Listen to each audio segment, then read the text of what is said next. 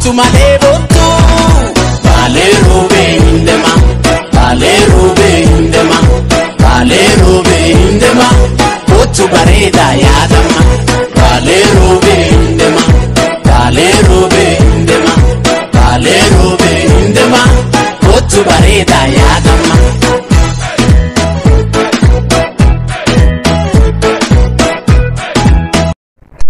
Ashamaar kafuuni akkam jirtan daawwattoonni fi dhaggeeffattoonni kan koo hundi keessanuu bakka jirtanitti nageenyi kan koo isin dhaqqabu jecha kuni YouTube gadaati. YouTube gadaa viidiyoowwan adda addaa hojjechuudhaan isin dhiyaachuu irratti argamti. YouTube kana yeroo hunda akkuma isiniin jedhu subscribe gochuun dagatinaadha. Akkanumallee like share wajjin gochuun dagatinaadha. Har'a wanti qabadhee isiniif dhiyaadhe waa lamaadha. Tokkoffaa lakkoofsa Facebook keenya irratti argamu akkamitti dhoksuu akka dandeenyu. Namoonni baay'een kanaan dura jechuudha yeroo baay'ee Facebook keenya yoo bananne lakkoofsa bilbila keenya osoo hin dhoksatin Facebook bananneetiin gadhiifna. Kanarraa namoonni adda addaa arganii lakkoofsa bilbilaa sanarratti nu bilbiluudhaan yeroo baay'ee nu rakkisu ta'a. Akkasumallee emailii keenya illee nu jalaatanii waan adda addaatu nurra gahaa jira ta'a. Namoonni hanga har'aatti waa'ee kanaan beekin viidiyoo kana ilaaltanii irraa barachuu ni dandeettan jedhee yeroo har'a qabadhee isiniif dhiyaadhee jira.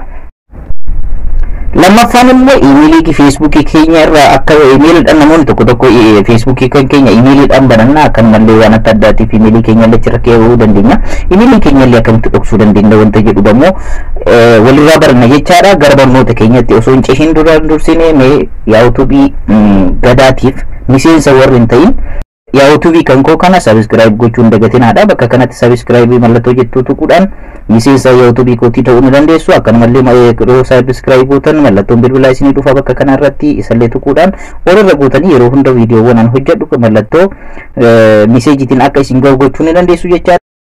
Kotu malebotu, balerube indema, balerube indema, balerube indema. Kotu bareda yadama, balerube indema, balerube indema, balerube indema. Kotu bareda yadama.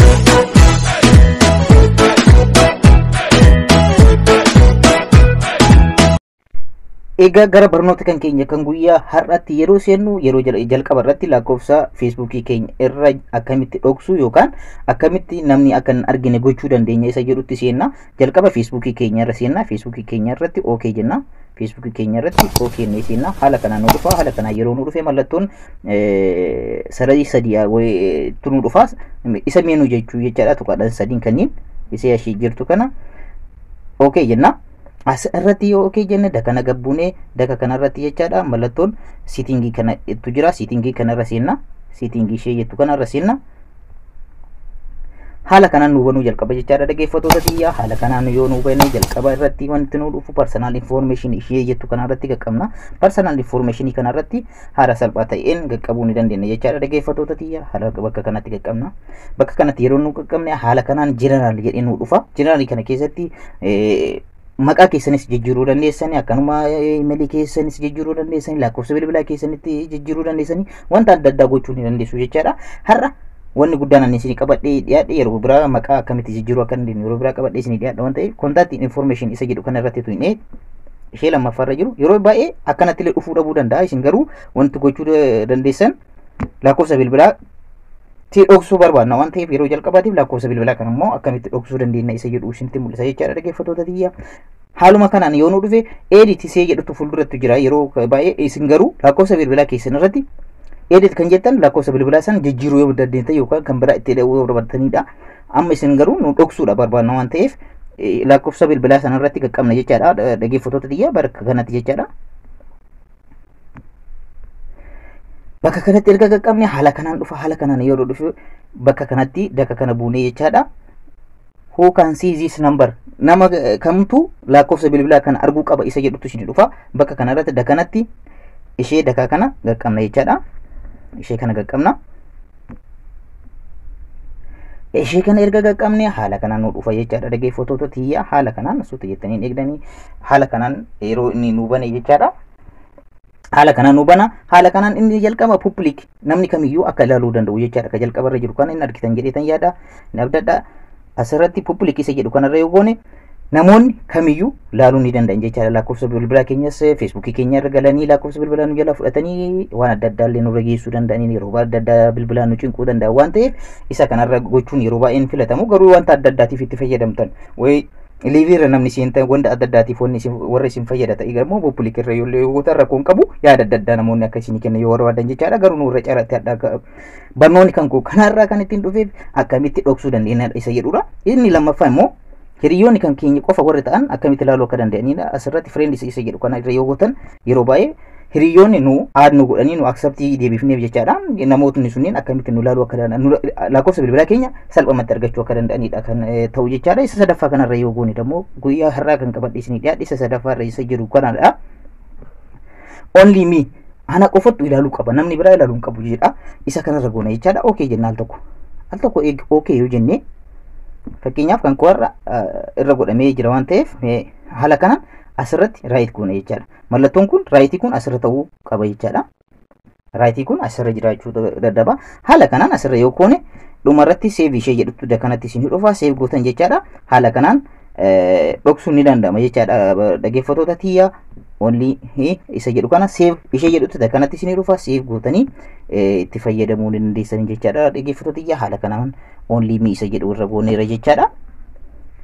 Egaa amma lakkoofsa bilbilaa keenya akkamitti dhoksuu akka dandeenyu haala beekuu irraa isinitti himeera jechaadha. Dhaggeeffattoota kiyya isa lammaffaatti yeroo ceenu akkuma ammaa kana jechaadha. Amma imeelii feesbuukii keenya irra jiru akkamitti dhoksuu dandeenya. Imeeliidhaan yeroo baay'ee yeroo ammaa kana jechaadha. Lakkoofsa feesbuukii keenya imeelii qofaanis banuu ni danda'ama. Sana immoo yeroo biraa hojjedhee isinii dhufa. Garuu har'a kan barbaannu imeeliin keenya illee feesbuukii keenya irra yoo jiraanne kanaan dura goonnee imeelii keenya bannee yoo jiraanne akkamitti dhoksuu akka dandeenyu isinitti mul'isa jechaadha. Ammallee asii baana. Asii baatanii ammas feesbuukii keessan irra seentanii feesbuukii keessan irra yoo seentan ammas wantuma duratti hojjettan sana hojjettanii meenuu kanarra seentanii okeettanii haala kanaan isinii banaa. Haala kanaan isinii bahe kana sitingii ishee jedhamtu mallattoo sitingiitu isinii jira. Asitti privacy sitting in the privacy ishee jettu kanarratti okeettan al tokko okay hojjettanii sitingiin kanatti isinii dhufa jechaadha. Haala kanaan yoo tuutan sitingiin isinii dhufti kanatti jechaadha. Haala kanaan isinii dhufti okeettan asumarratti ammas dhaggeeffattoota kiyya ammallee personal information irra illee seenuu dandeessanii garuu bakka kanatti illee sirreessuu ni dandeessan jechaadha. Karaa adda addaatiin sirreessuu ni danda'ama waan ta'eef san dhiiftanii karaa salphaa garuu personal information ishee jedhamtu kan jalqabaa kanarra nu ilaallatti waan ta'eef ishee marriqoona jechaadha. Waa'ee keenyaati waan ta'eef asirratti okay jettanii haala kanaan jechaadha. Haala kanaan yeroo isin dhufe contact information isa jettu kanarratti gad dhuftanii yeroo jalqabaa bilbila tokko irratti garuu akkanatti osoo hin ta'in edit fuulduratti jedhee kontaaktii keenya imeelii keenya illee lakkoofsa bilbilaa keenya illee maqaa keenya illee bilbilli tokko ni tarreessa. Bilbilli kun garuu haala kanaan fida garaagarummaa qaba. Bilbiloonni akkuma kaampaaniin hojjetanii garaagarummaa adda addaa qabu waan ta'eef kanallee beekuun isin barbaachisa jechaadha. Fotoota kiyya ammas bakki seennu kana dhuftee contact information ishee jettu kanarratti okay jenna.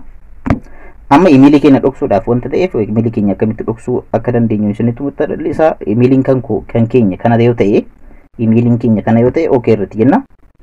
Kanaan booda akkuma duratti maal jedha who can see this email address isiniin jedha bakka kanarratti jechaadha. Bakka kanatti isin mul'ata jedhee kan abdadha. Bakka kanatti isinitti mul'ata jedhee abdadha. Isarratti okay kana dhuftanii okay bakka kanatti okay jettanii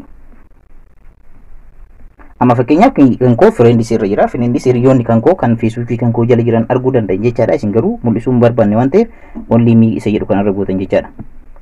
Only me isa jedhu kanarra yoo gootan kanatti save qofa gootanii haala kanaan jijjiiruun ni danda'ama jechaadha. Dhaggeeffattoota kiyya amma barnoonni kan koo kan har'aa kana fakkaata. Yeroo biraas waan biraa qabadhee isiniif dhiyaadha jechuudha.